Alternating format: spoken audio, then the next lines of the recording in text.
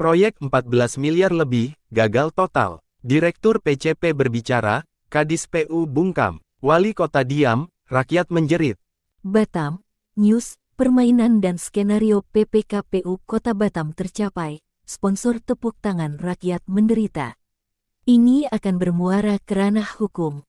Hal ini diucapkan Direktur PT, Putra Cipta Kreasi Pratama, PCP, Suparman, pemenang paket proyek Patung Kuda Bengkong dengan nilai kontrak Rp14.136.669 yang telah gagal dalam pelaksanaannya. Suparman, SH, MH, MC Direktur PT PCP. Demikian ia biasa dipanggil itu menuturkan secara rinci mulai dari setelah penetapan pemenang sampai diputus kontrak oleh seorang PPK, Dohar. Dijelaskan, sebenarnya berawal dari gugatan kami ke PPK yang tidak membayar tagihan lama kami lebih kurang 5 miliar. Di mana waktu itu Dohar mau memotong tagihan kami 780 juta, dan kami tidak bersedia. Akhirnya dia tidak mau membayar tagihan kami tersebut. Akhirnya masuklah ke ranah hukum. Di situ Dohar kelimpungan meskipun di-backing oleh atasannya. Kasus ini tetap jalan, terang Suparman. Ketika perusahaan saya menang tender di paket Patung Kuda Bengkong, lanjut Suparman, dengan nomor kontrak 92 000 3.3 SPJPJ MLBMV 2023 tanggal 13 Mei tahun 2023. Datanglah oknum KDA pemilik AMP ke kami. Mereka mengatakan bahwa proyek yang saya menangkan ini, dia yang mau mengerjakan karena sudah diatur dan janji dengan Dinas PU. Nanti saya tidak enak Pak Parman, kata oknum KDA tersebut. Saya tanya, kok perusahaan saya pemenangnya, tapi kamu yang mengerjakan? Lalu dia jawab Pak Parman dikasih fee 2% di luar pajak. Lalu saya jawab, karyawan saya banyak dengan apa saya gaji. Begini sajalah aspalnya kamu yang kerja, yang lainnya saya. Oknum KDA tersebut tidak mau harus semuanya karena sudah janji dengan PPK dan Kadis. Jelas Suparman kepada media ini di kantornya, Selasa, tanggal 19 Desember tahun 2023. Dia, oknum KDA, juga menyampaikan bahwa semua paket yang besar di Dinas PU wajib dikerjakan oleh pemilik AMP kecuali Kuala Bate mengerjakan sendiri. Dilanjutkan oknum tersebut yang notabene adalah pemilik AMP. Kalau Bapak kerjakan sendiri pemilik AMP tidak akan ada yang mau mensuplai aspal, karena kami sudah sepakat dengan Dohar dan Kadis. Pak Parman akan dipersulit oleh dinas nanti. Percaya dengan saya, ucapnya. Dalam perjalanan proyek Patung Kuda Bengkong, apa yang disampaikan oknum KDA tersebut terbukti. Dohar mulai memainkan kekuasaannya, diawali dengan mengulur-ulur tanda tangan kontrak, meminta jaminan uang muka, wajib memakai bank garansi, dan jaminan uang muka harus dikembalikan waktu termin pertama. Hal ini jelas melanggar hukum, ujar Suparman. Dilanjutkan Suparman, jaminan bank garansi pun masih dicari-cari kesalahannya seolah-olah ada yang salah. Sehingga 6x bolak-balik jaminan itu dan akhir terlambat pengerjaan proyek sampai 2 bulanan. Tidak hanya sampai di situ, kesulitan lain pun muncul pada tanggal 2 Agustus jam 8. Sebahagian pekerjaan kami di-stop tertuang dalam notulen rapat. Nilai yang di-stop lebih kurang 1 miliar. Saya tanyakan di saat itu apakah sudah disetujui oleh pimpinan Batam. Kata Dohar sudah.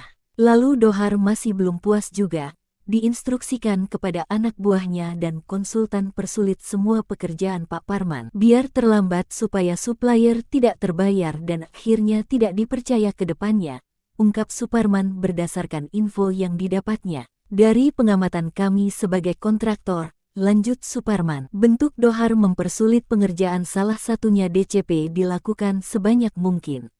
Sedangkan tanah dasar adalah tanah timbunan dari galian saluran. Lalu tes CBR juga sebanyak mungkin dan untuk cek ketebalan badan jalan harus dipotong biar terlihat seperti kue talam lapisan tanah boksit dengan tadan di bawahnya.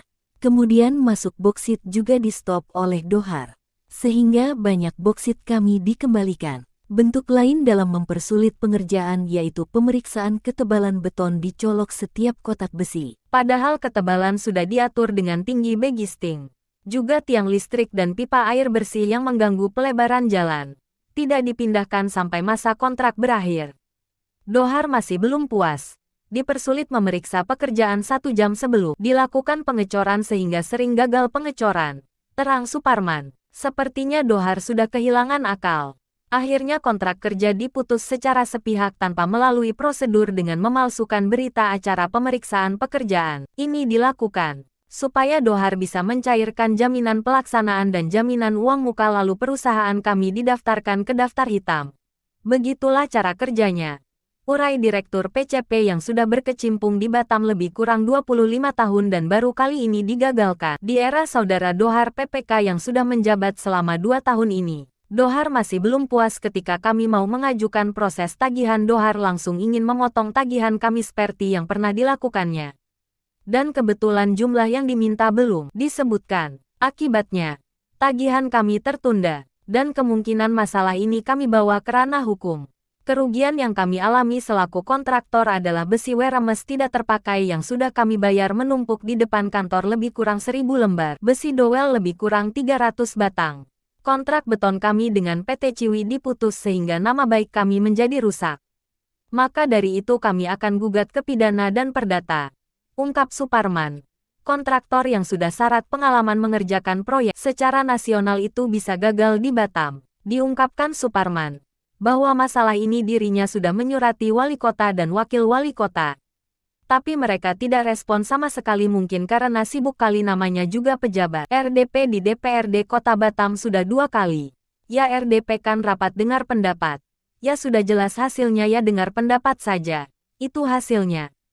Paling tidak kita sudah bisa belajar duduk di ruang rapat resmi yang dipimpin oleh wakil kita di DPRD. Sindir, Direktur PT PCP ini yang memperkirakan kerugian akibat diputus kontrak pada proyek Patung Kuda Bengkong mencapai 1,8 miliar. Kalau ASN sudah ikut berpolitik praktis hilang kesadaran selaku abdi negara. Boleh menjadi lumbung buat toke untuk pilkada tapi tak boleh meninggalkan kewajiban selaku ASN. Yang diatur oleh aturan tentang ASN mana yang dilarang mana yang tidak dilarang. Saya harapkan kalau ada nanti wali kota yang baru. Karena masa Rudi kan sudah mau berakhir. Pilihlah Kadis dan PPK yang otaknya waras jangan seperti yang sekarang. Otaknya sudah rusak semua. Kata Suparman. Suparman. SH. MH. MC Direktur PT PCP yang sudah berkecimpung sebagai kontraktor di Batam lebih kurang 25 tahun. Di era saudara Dohar PPK yang baru menjabat selama 2 periode jadi PPK inilah beberapa proyeknya digagalkan. Proyek saya yang pertama disunatnya lebih kurang 800 jet yang di Greenland dengan nilai lebih kurang 14 miliar. Saya diam. Yang kedua disunatnya 780 juta. Saya tidak diam. Saya lakukan perlawanan melalui ranah hukum. Dan ini yang ketiga sepertinya dia akan sunat lagi. Dengan perlakuan Dohar sebagai PPK seperti ini. Beberapa kontraktor menjadi lumpuh. Kecuali pemilik AMP yang dipeliharanya. Karena di sana banyak duit masuk. Terang Suparman. Menurut Suparman lagi. Selama Dohar menjabat.